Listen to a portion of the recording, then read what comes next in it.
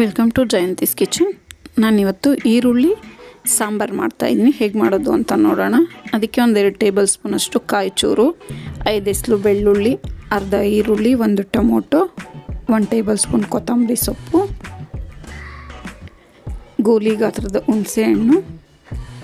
ಇದಕ್ಕೊಂದು ಸ್ವಲ್ಪ ನೀರು ಸೇರಿಸ್ಕೊಂಡು ಇದನ್ನು ನುಣ್ಣಗೆ ರುಬ್ಕೊಂಬರೋಣ. ಈಗ ಇದು ರುಬ್ಕೊಂಡಾಗಿದೆ. ಈಗ ಒಗ್ಗರಣೆ ಮಾಡ್ಕೊಳ್ಳೋಣ. ಸ್ಟವ್ ಮೇಲೆ ಪಾತ್ರೆ ಇಟ್ಕೊಂಡು ಅದಕ್ಕೆ ಒಂದು 3 ಟೇಬಲ್ ಸ್ಪೂನಷ್ಟು ಎಣ್ಣೆ ಸೇರಿಸ್ಕೊಂಡಿದ್ದೀನಿ. ಈಗ ಸಾಸಿವೆ ಒಂದು ಅರ್ಧ ಟೇಬಲ್ ಸ್ಪೂನ್ ಸೇರಿಸ್ಕೊಂಡಿದ್ದೀನಿ. ಕಡಲೆಬೇಳೆ 1 ಟೇಬಲ್ ಸ್ಪೂನು, ಕರಿಬೇವು 1 ಟೇಬಲ್ ಸ್ಪೂನ್ ಸೇರಿಸ್ಕೋಬೇಕು.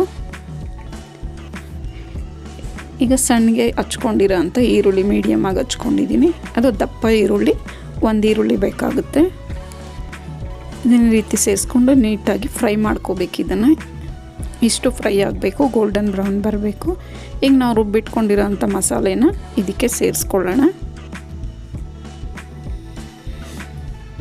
ಇದಂತೂ ತುಂಬ ರುಚಿಯಾಗಿರುತ್ತೆ. ಇದಕ್ಕೆ ಸಾಂಬಾರು ಪುಡಿ ಸೇರಿಸ್ಕೊತಾ ಇದ್ದೀನಿ. 1.5 ಟೇಬಲ್ ಸ್ಪೂನಷ್ಟು, ಅರ್ಧ ಟೇಬಲ್ ಸ್ಪೂನಷ್ಟು ಚಿಲ್ಲಿ ಪೌಡರ್ ಸೇರಿಸ್ಕೊಂಡಿದ್ದೀನಿ. ಇದು ಅಂಗಡಿ ಪುಡಿ ಆದ್ದರಿಂದ ಚಿಲ್ಲಿ ಪುಡಿ ಸೇರಿಸ್ಕೊತಾ ಇದ್ದೀನಿ. ಈಗ ಇದಕ್ಕೆ ಒಂದು ಸ್ವಲ್ಪ ನೀರು ಸೇರಿಸ್ಕೊಂಡು ನೀಟಾಗಿ ಎಲ್ಲ ಕಲಿಸ್ಕೋಬೇಕು ಈ ರೀತಿ. ಈಗ ಇದಕ್ಕೆ ಅರಿಶಿನ ಪುಡಿ 1/4 ಟೇಬಲ್ ಸ್ಪೂನ್ ಸೇರಿಸ್ಕೊತಾ ಇದ್ದೀನಿ.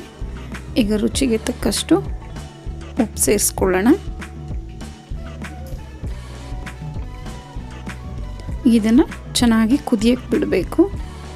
ಈ ರೀತಿ ಚೆನ್ನಾಗಿ ಕುದೀತಾ ಇದೆ, ಹಸಿ ವಾಸನೆ ಹೋಗೋವರೆಗೂ. ಮನೆಯಲ್ಲಿ ತರಕಾರಿಗಳಿಲ್ಲದೆ ಇರೋವಂಥ ಟೈಮಲ್ಲಿ ಇದನ್ನು ಆರಾಮಾಗಿ ಮಾಡ್ಕೋಬೋದು. ತುಂಬಾ ಟೇಸ್ಟಿಯಾಗಿರುತ್ತೆ.